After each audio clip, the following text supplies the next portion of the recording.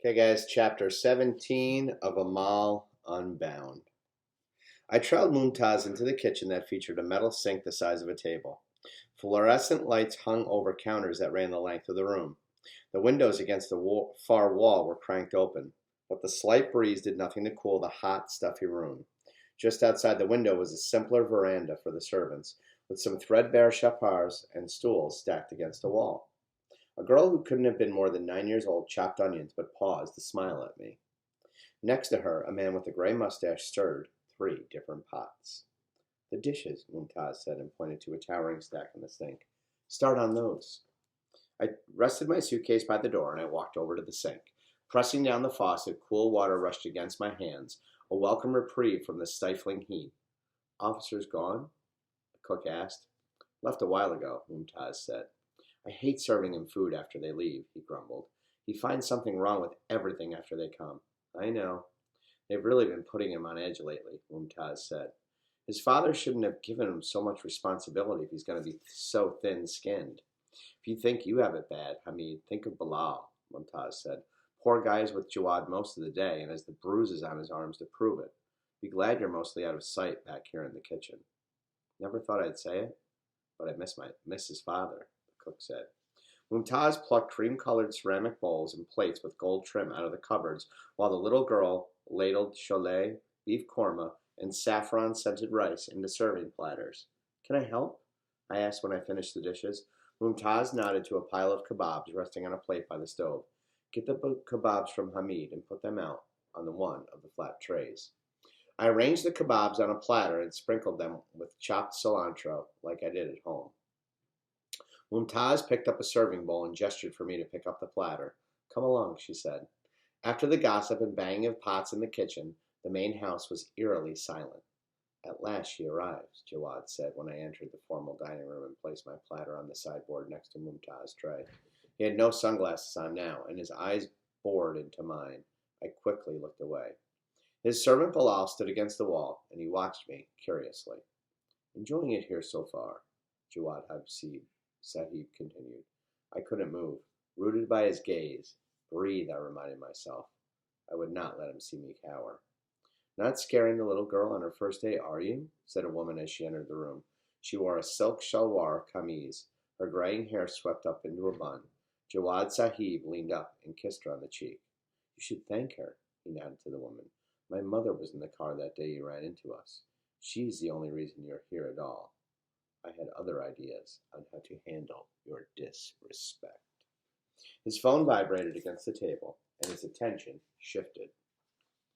Go, he waved his hand at me, and he picked up the phone. I hurried toward the kitchen. My mother always said the best way to feel better was to do something, anything. And she was right. Making myself useful had always helped. Nablia was lifting an iron pot from the stove and maneuvering it toward the sink. I moved to help her, but before I could offer, the pot slipped from her hands and crashed to the concrete floor.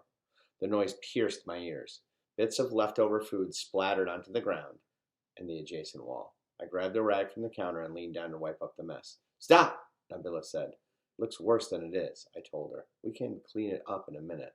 I took care of myself before you came, and I'll take care of myself when you're washed out and long gone. Nabila, Mumtaz chided. The rag hung limp in my hand as I stared at Nablia. She lifted the pot and rested it in the sink. How did I make an enemy with an hour of arriving? The kitchen began to fill up as other servants filled in for their lunch. I recognized some of them, like Shagufa, who had been holding the laundry when I entered the servants' quarters earlier, and Ghulam, the driver who brought me here. I picked up the porcelain plate, but then I noticed the others grabbing metal ones from a separate cabinet.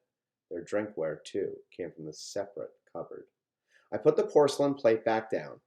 I couldn't explain why it bothered me so much. It wasn't as if I ever ate out of anything, much fancier than what was set aside for us here. But Parvin and Omar ate out of the same plates and drank from the same cups as we did. There was a clear dividing line here, and I had to understand where I stood. We could prepare the platters and wash the porcelain plates and glasses, but we could not eat from them. The young girl came over and held out an empty plate for me. I'm Fatima. What's your name? She asked. My name is Amal. I took the plate from her. Do you live here now? She asked. I guess. For a little while I do. My father made this food. He's a really good cook. Khan Sahib pays him extra so he won't go anywhere else. The korma is one of his specialties. I love korma, I said. I ladled it onto my plate. The ratai was cold, but I didn't mind, as I was nearly dizzy from hunger. His nahari is even better. He makes it for breakfast sometimes. I can get you some lemons for it when he makes it next. I know where he keeps them. Fatima, come eat before everything gets colder, her father called to her. I followed Fatima to the entrance of a room attached to the kitchen. The servants sat cross-legged in circles on the floor.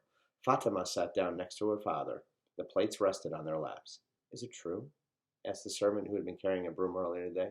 She hardly seems the type to do such a thing. She's here, isn't she? Guham said between mouthfuls. Kids these days like to mouth off. Don't care much for respect. He let her off easy, Nabila said, looking at me. If the rumors are true, he could have done worse. I walked back into the kitchen and rested my plate on the counter. I understood people talked about other people. I was guilty of it myself. But how could they say such things when I was right there? That's when I saw Jawad Sahib. He watched me from the kitchen entrance. I had one question for you, Jawad Sahib smiled. Was it worth it? The pomegranate you couldn't part with. I promised myself I wouldn't cry in front of him, but my body betrayed me. Hot, salty tears slipped down my face. I looked down and I stood still. I did my best not to move. I stood still until he was satisfied, until he walked away.